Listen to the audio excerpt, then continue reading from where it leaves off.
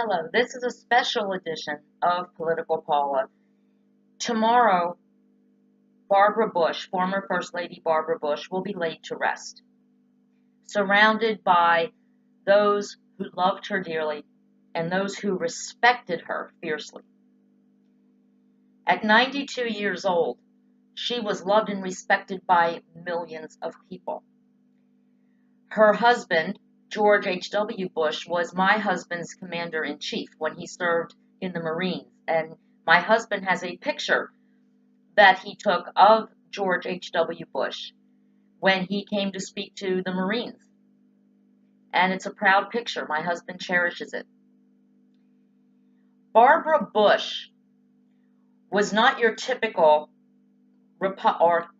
presidential wife, first lady. She had her own opinions, and she wasn't afraid to speak about them. Now, most of you know that my political views kind of run toward the more liberal side of the aisle.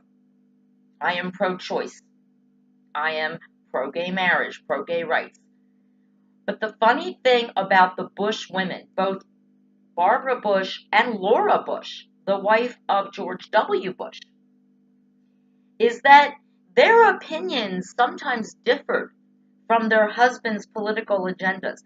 Laura Bush, for example, came out during her husband's campaign and said she was pro-choice.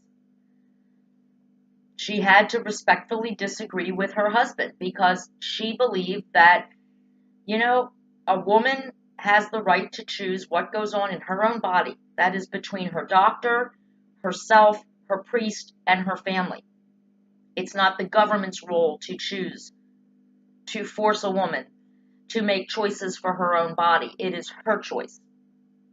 She was very verbal about that, and I respect her for that. I actually mentioned her as one of my favorite first ladies was Laura Bush.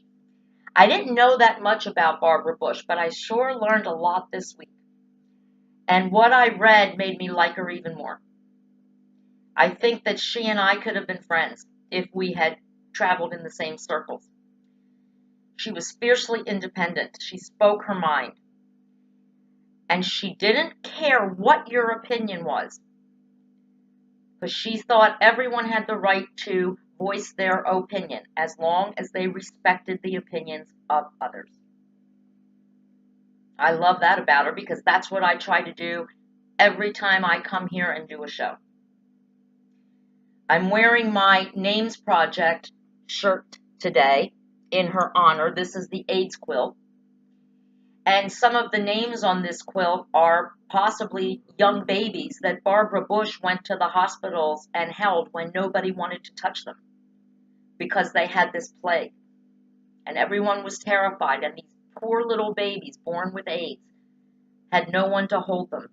And Barbara Bush, the First Lady, went to the hospital and held those babies, kissed them, cuddled them, gave them a heartbeat to listen to.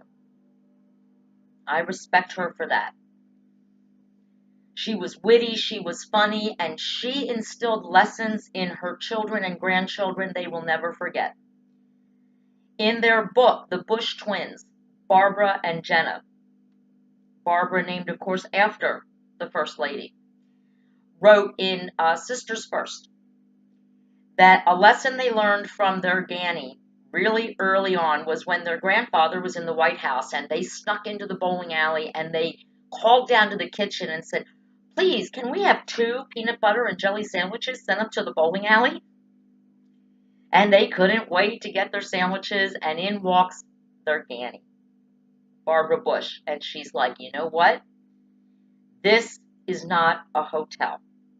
You will never again call any member of this staff and order food. This isn't a hotel. This is our home. You will respect it." And those girls never forgot that. Barbara Bush defended both women who chose to stay home and raise their children when they were criticized, and she also defended those who went out and got important jobs. She felt both sets of women, both kinds of women had the right to decide for themselves what kind of life they wanted. And anybody who criticized the housewife, like they did with Mitt Romney's wife, never worked a day in her life, Barbara Bush took umbrage. She was furious about that. And in a speech at Wellesley College, a commencement speech, she basically said, you will never regret a deal you didn't close, a law case you lost. You will regret the time you didn't spend with your children, your spouse, your friends, people you love and who love you. That's what you're going to regret at the end of your life. And at the end of her life, Barbara Bush impressed me even more. She was sick and tired of having a calendar filled with doctor's appointments. I've talked about that on my show a lot, my personal belief in that. That if I look at my calendar and all I see is a doctor appointment, this procedure, that test, that procedure. She was sick of it. And after this last illness, she's like, you know what? I'm done. I'm done. I don't want any more hospitalizations. I don't want any more procedures. Just make me comfortable, and I'm done. And I so respect her for that. A strong woman, before it was popular to be a strong woman. A woman who spoke her mind. A woman who instilled manners, who had wit. So funny when she said that George W. turned out the way he did because she smoked and drank during her pregnancy.